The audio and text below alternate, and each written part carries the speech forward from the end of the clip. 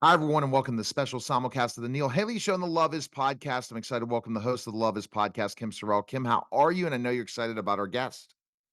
I'm doing great. Thank you, Neil. And yes, I'm very excited. Adam Gamal, even though that's not your real name, Adam, you've written a book about organization within the military that is so secret it doesn't even have a name, the unit, and your part in it. And it is absolutely fascinating. But your story begins in Egypt, and you were told that you were going to die when you were 12 years old.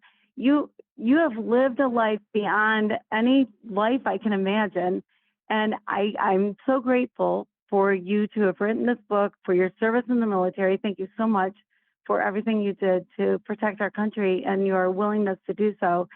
And welcome to the show. Thank you so much. Thank you for the introduction. And you are absolutely right. I think I cheated death a few times, some before the military, some during the military. So I'm a good guy in the area. Yeah, no kidding. You've seen your share of obstacles in life for sure. And even so you come over as a 20-year-old non-English speaking immigrant into the United States, and you felt like you could breathe for the first time, even though you're brand new to this place. What did that feel like coming over? So again, the story I'd love to tell people about this. So I landed in July, and it was the first time I see rain in the summer. Obviously, in Egypt, it doesn't rain in the summer. But what was even better than that, fast forward a few months, I'm walking in New York City. I used to work in a factory that makes handbags, and I used to go to college in the evening. So I come out and I do my daily work. I finish work. I come down. It's in Midtown Manhattan, and I'm going to take the train, and it's snowing. And it's like those flakes of snow that I've never seen in my life. And I'm like, it's an industrial area.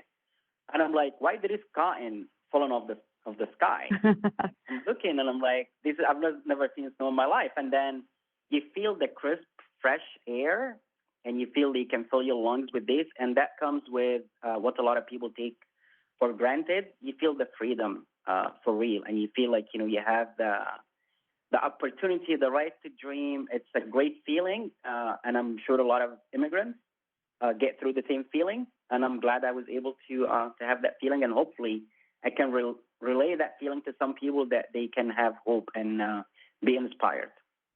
How concerned were you, Adam, about telling your story when you wrote the book? I know at one point you were not even going to have your voice out, and now that changed. So kind of describe that for us. So obviously I was extremely concerned because I didn't know the process. I didn't know how to go about it. Thanks to my co-author, Kelly Kennedy. She kind of walked me through the process. We had Mark Zaid as a lawyer to go through the process with us. But obviously I was extremely concerned because nobody ever who was part of the unit wrote about the unit. And again, the unit here is not Delta. There are other units they refer to as the unit because they didn't have either they don't have an official name or the official name is classified. So in our case, our official name is classified. So of course I was concerned. How is it going to go? How it's going to be perceived? Can we walk a fine line between telling a story and protecting the mission, the national interest, as well as the great men and women who are currently serving in the unit? So to have that balance, it's kind of like there was obviously some compromising. So to have that balance, we have to walk this very, very fine line to protect the mission and then to tell a story, not the complete story. I know some readers were interested in a lot more espionage stories. It's just we can't. And that's, I do appreciate people appreciating that. And then when we went through the process, it's a good opportunity for me to thank the DoD personnel, security personnel from SOCOM, from Joint Special Operation Command, from the unit, from the other units that were involved. All of them kind of helped me through the process to make sure that we're not revealing any secrets and at the same time trying to tell a story that can inspire people to join the service. This is not a recruiting book. This is actually telling the story of an immigrant who was able to succeed because the opportunity the U.S. gave him.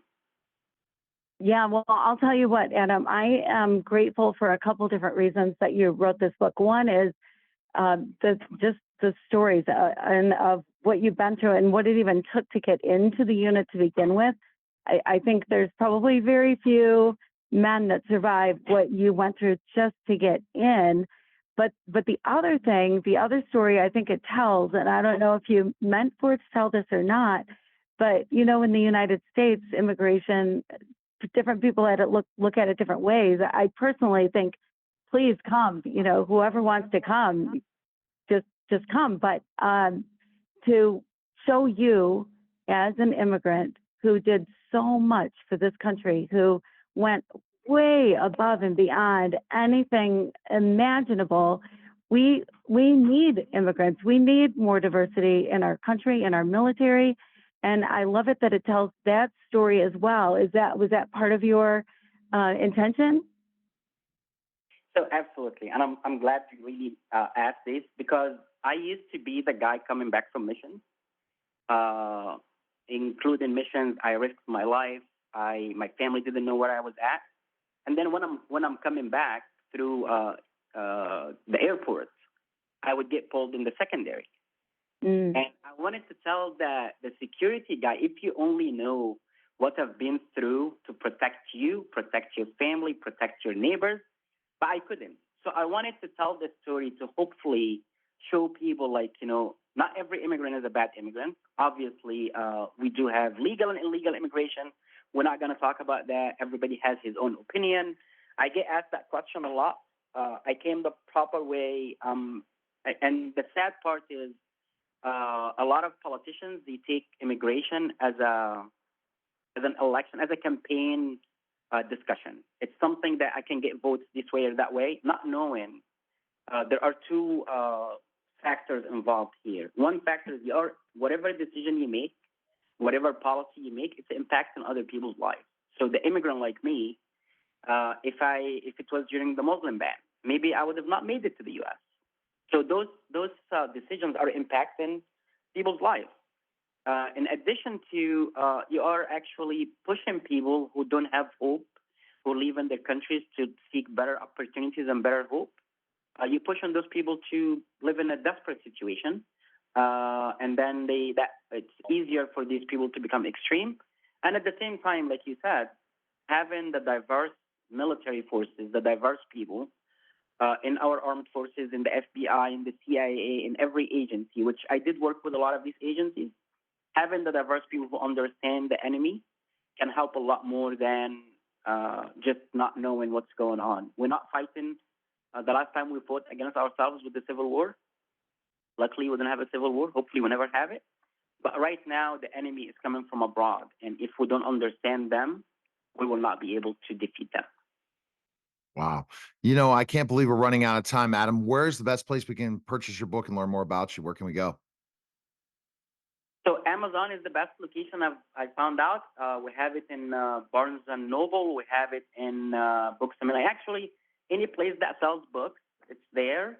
But Amazon is the best place, I guess, to buy it. Awesome. We appreciate it, Adam. Thanks for stopping by. Thank you so much. You have a great day. All right. That was a special simulcast of the Neil Haley Show and the Love Is podcast, guys. Take care.